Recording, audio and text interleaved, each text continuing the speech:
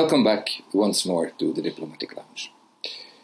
This month, October, on the 24th to be precise, the United Nations will be celebrating its 80th birthday.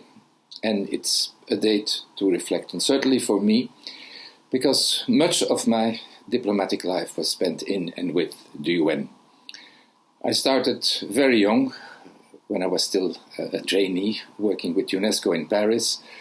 Later I followed up working with the Economic Commission for Africa in Addis Ababa. That's the African headquarters of the UN. In Kingston, Jamaica, from the very start, the long negotiations about the law of the sea. And then full-time in New York as of 1985, working mostly in the General Assembly, but also in the Economic and Social Council, once in the Security Council, sometimes in Geneva, and in the preparation of all the major conferences as of 1992. So that's quite a bit of UN work. All those years, there I was sitting behind a nameplate like this one that identifies your country. A bit of show and tell. I can see on the back of this one, which was the last one I kept, that I ended my UN career basically in September 2010 at 11:15 p.m. We were working late in New York, which is absolutely not unusual. And all those years, as a good UN diplomat, I carried this pocket version of the Charter with me. And it's interesting to read the preamble of it.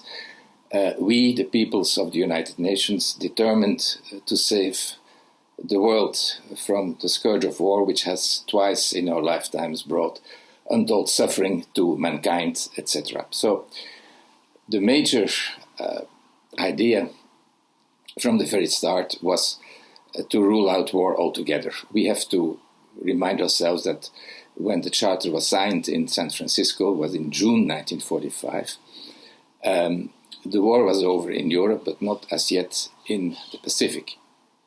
So it's clear that those solemn words were deep felt by the participants. Now, if you look at the state of play today, it's clear that this solemn promise to save the world from war has not been possible. Wars are probably less frequent than they were in the past, certainly the last couple of hundred years. But the phenomenon as such has certainly not disappeared, and the ongoing wars are just as vicious as any that we have seen in the past. Let me take you to the UN to try and understand why this pacifism, this global pacifism, has not been possible. I take you by the hand and we stand in front of the UN complex on First Avenue in New York. And facing the buildings on the right, you see the tall skyscraper of the Secretariat, and to the left, the much lower, the Squad building, where the delegations of the member states come together. Now, many times when people in general speak about the UN, they mean the tall building, the people working for the UN as such, people that are the UN. But as a matter of fact, the tall building can do nothing except what is allowed by the Squad building to the left. And nowhere is this more evident and actually more painful than in matters of war and peace. Let's look at a typical UN peacekeeping operation. This starts in the Security Council, where a mandate for a UN peace force has to be defined. Now, in the Security Council, you've had from the very beginning, and you will always have, two schools of thought. There are those member states that think that certain levels of violence between or within a state are unacceptable and an intervention is necessary. And then there are the other states, and mostly these days, and since a long time that will have been the Soviet Union, now Russia and China, that these interventions always seem a bit of a neo-colonial attitude by the Western powers, and so they are wary to let UN troops loose in delicate situations. As a result, mostly when it is at all possible to decide that an operation is going to happen, you start already with a weak and often bad compromise. It means that the mandate of the force is somehow in between intervention and respect for sovereignty, even when the state where the violence is happening is practically collapsing, as is the case in Haiti, for instance, these days. It gets even a bit more complicated when you come to the next step, that is to define what we call the rules of engagement, that is the operational instructions the UN force will be provided with to go in the field. Again, this is mostly a bad compromise. The interventionism on the one side and respect for sovereignty, however theoretical, on the other side, again results mostly and often in very inadequate mandates. We can see this, for instance, today in the Eastern Congo, where there is a UN force present, but it's quite unable to stop the atrocities. I experienced it myself firsthand in Haiti, where I was in the field with UN troops. And of course, all UN diplomats of my generation have the memories of the failed UN operations in the Balkans in the 1990s. And all of those go back to those two initial points. First of all, the difficult definition of a mandate and the even more inadequate rules of engagement that the force is often sent off with.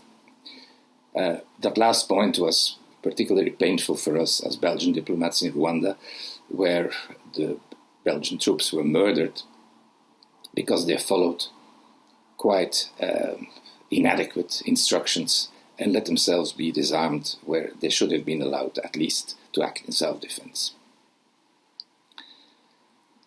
But it comes still a bit more intricate when you look at how the forces are put together. The countries that provide the troops are all contributing to the peacekeeping budget with a separate budget. But when you bring troops to the field as blue helmets, you get reimbursed so much and so much per soldier that you have in the field. Poor countries that don't pay their military very well actually make a benefit on that operation.